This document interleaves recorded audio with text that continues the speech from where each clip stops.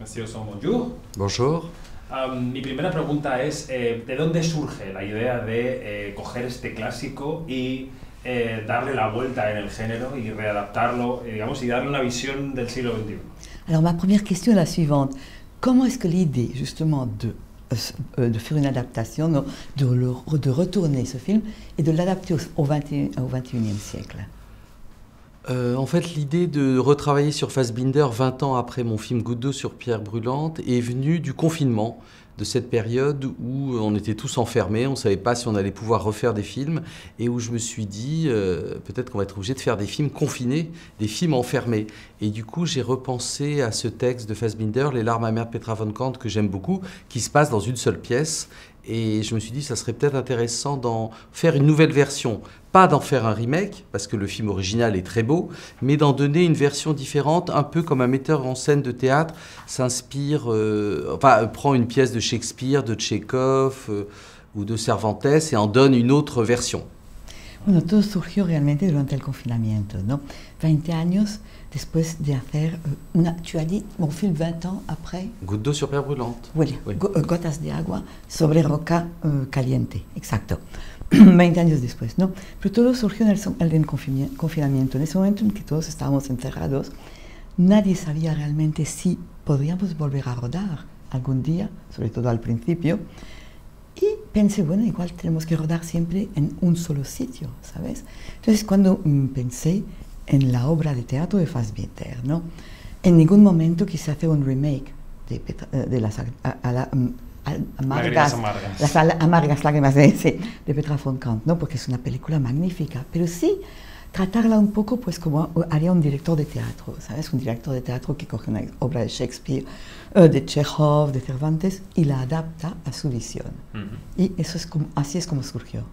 Y usted transforma al protagonista en un director de cine e incluye en la película todas las preocupaciones y obsesiones que tiene este director de cine, un poco excesivo, pero un director de cine. ¿A usted le preocupa su propia profesión? ¿Le genera inquietudes artísticas reflexionar sobre su propia profesión? Tu transformes donc oui. Petra en réalisateur et tu marques bien dans tout le film toutes les inquiétudes que peut avoir ce réalisateur, quelquefois un peu exagérées, mais elles sont là.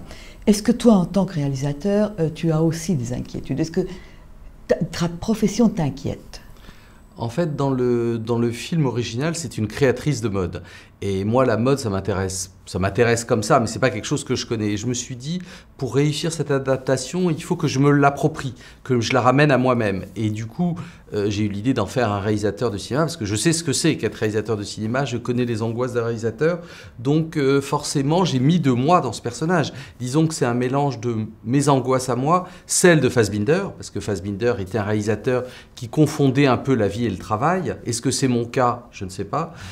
En tout cas, voilà, donc j'ai utilisé tout ça pour nourrir le personnage et montrer aussi, c'est quelqu'un qui travaille à aimer, mais qui aime travailler aussi.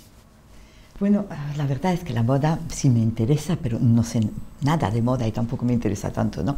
Pero de dirección de cine sí sé, porque es mi profesión, ¿no? Entonces, ahí sí sé, o sea, conozco las inquietudes, las preocupaciones que puede, perdón, tener un director. Y lo que hice, claro, es, digamos, coger mis propias inquietudes, mis propias preocupaciones y también mezclarlas con las de Fassbinder, que obviamente también era director. Y que un hombre que no diferenciaba muy bien la vida del trabajo, el trabajo de la vida. No sé si a mí me ocurre también, ¿no? Es posible, pero no lo sé todavía. Bien. Y entonces esto es, digamos, lo que hice. Y après, tu as dit... no, creo que ya está. Sí, creo que ya está. He leído que usted ha sido siempre muy admirador de Fassbinder, que era su director preferido cuando descubrió el cine alemán. Le quería preguntar si esa visión de Fassbinder ha cambiado con los años, si ha cambiado con la aproximación a este proyecto y sobre todo con el intercambio de pareceres con Hanna Schygulla que está en el proyecto, en la película. Alors, tu as souvent dit que Fassbinder était ton directeur, ton réalisateur préféré. Est-ce que c'est toujours le cas? Est-ce que tu as la même pensée envers lui qu'avant, après avoir parlé avec Hanna Schygulla, qui a travaillé avec lui dans plusieurs films? Moi, je sépare l'homme du réalisateur et les œuvres de la personnalité. Alors c'est vrai qu'avec le temps, on apprend beaucoup de choses sur le comportement de Fassbinder en tant que réalisateur, un comportement qui aujourd'hui ne serait plus accepté. Mais après, il faut remettre ça dans le contexte de l'époque. Moi, ce que j'aime, ce sont les films. Alors après, ce qui est intéressant, c'est que est-ce qu'un artiste se révèle tel qu'il aime être dans ses films ou tel qu'il est réellement? C'est pour ça qu'il y a cette phrase que dit Isabelle Adjani à un moment. Tu dis, dans les films, tu es du côté des plus faibles, mais dans la vie, tu es des côtés des plus forts. Voilà, il dit, tu es peut-être un grand cinéaste, mais tu es une merde humaine. C'est tout ce paradoxe que j'avais envie d'explorer dans ce film, voilà, puisqu'on se rend compte que des grands artistes peuvent être aussi des monstres dans la vie. Bueno, la verdad es que yo separo totalmente el hombre del realizador, ¿no? Del director, ¿no? Es verdad que Fassbinder, el comportamiento de Fassbinder hoy en día como realizador quizás no sería aceptado ni aceptable, ¿no? Es así. Pero lo que a mí me gusta realmente de él son sus películas, ¿no? Es la obra que él ha hecho. Entonces me fijo, con el tiempo, poco a poco, vas aprendiendo, o sea, te vas enterando de cosas sobre el artista, sobre el realizador, ¿no? Y es muy posible, o sea, hay una... Isabelle Adjani en la película dice una frase, ¿no?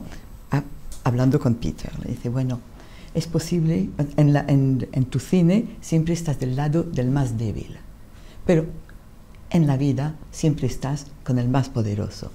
En otras palabras, eres una mierda de ser humano, ¿no? Pero claro, a mí lo que me gusta es su cine, lo que él ha hecho. Ahí hay que además volverlo a poner en el contexto de la época. Tampoco se debe olvidar eso. Hablando de contexto, hemos mencionado en la primera respuesta que es una película que, al menos de arranque, fue fruto de las exigencias del confinamiento, del COVID. ¿Cómo se encontró usted como director rodando en un lugar tan cerrado, tan, digamos, en un contexto tan teatral? Porque en el fondo se parece al teatro, un solo escenario, ¿no? ¿Cómo se encontró usted como director? ¿Se encontró constreñido o encontró placer en una sola localización? Alors, en parlant de contexte, hein, justement, et au début, la première question était, le film est né à partir, disons, du confinement, du Covid. Justement, quand tu as tourné ce film, comment t'es-tu senti? Parce que c'est vraiment sur un seul décor, disons, on ne bouge pas du décor. Est-ce que ça t'a, disons, comment dirais-je, oui. Tu es enfermé? Comment t'es-tu senti? En fait, c'était très agréable le tournage parce qu'on était dans un lieu clos, on était en pleine période de... c'était plus le confinement, mais on devait tous... c'était le couvre-feu. Voilà, donc on devait tous être couchés à 19h chez soi. Et nous, comme on tournait, on avait l'autorisation. Donc on était un peu comme dans un endroit magique où on pouvait vivre normalement. Donc c'était assez agréable. Et je pense que pour les acteurs, ça leur a permis de bien se concentrer. Mais ce qui est amusant, c'est que les jeunes acteurs voulaient dormir sur le plateau. Ils ne voulaient pas rentrer chez eux. Ils voulaient rester dans ce décor. Bueno, la verdad es que fue muy agradable, ¿no? Porque estábamos todos en un sitio cerrado, ¿no? Totalmente. Ya no era, digamos, el confinamiento total, pero todavía había toque de queda. Y claro, al rodar teníamos permiso para llegar más tarde. Era como un poco, wow, somos diferentes, nosotros podemos, ¿no? Pero lo mejor de todo es que los chicos, los jóvenes, los más jóvenes, ¿no? Querían dormir allí mismo en el plató, no querían volver a casa. No, ya estamos, o sea, nos quedamos ahí, ¿sabes? Y también dice, les ayudó muchísimo, creo, a concentrarse. Al estar en un sitio tan cerrado, se concentraron mucho más también. Y volviendo a la reflexión inicial del proyecto, ¿temió en algún momento que el cine no fuera a ser lo que había sido antes, no volviera a ser lo mismo, que la industria fuera a cambiar radicalmente en el confinamiento? Es verdad que se han acelerado algunos procesos digitales, ¿no? Que estaban ocurriendo, pero ¿tuvo miedo por el oficio, por su oficio?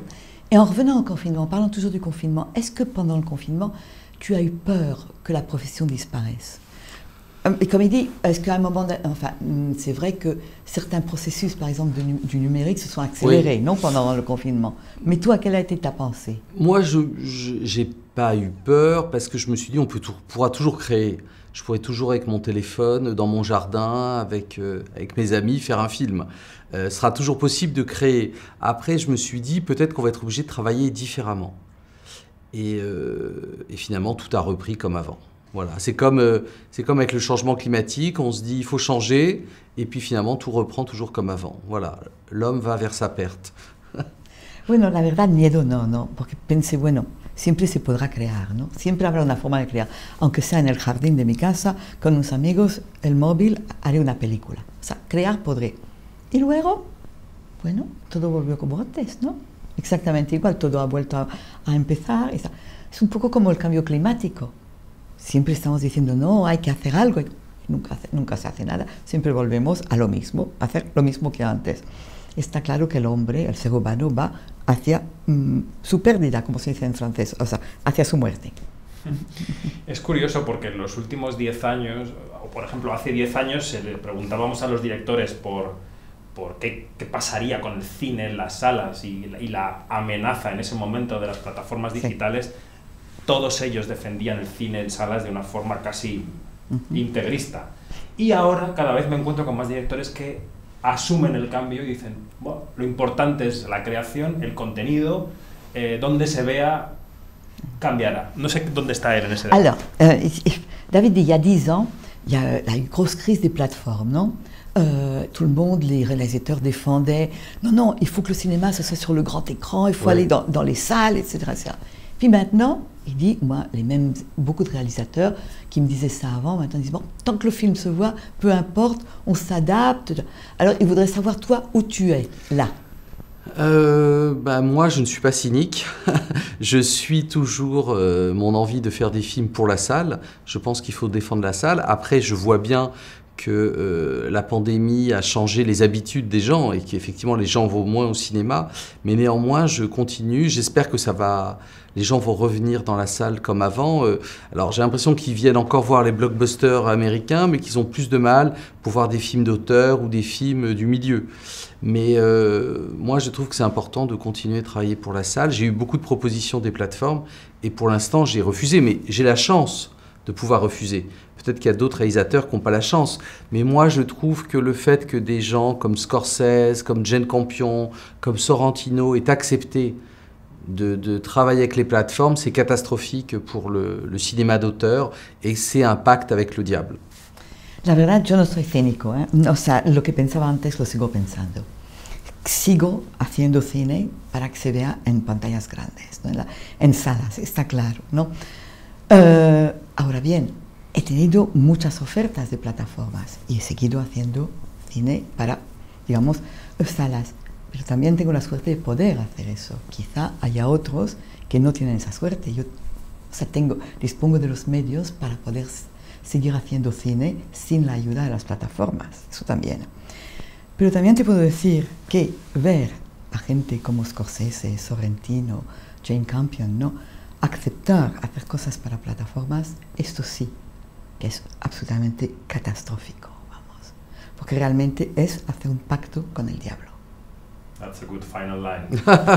Merci. Gracias.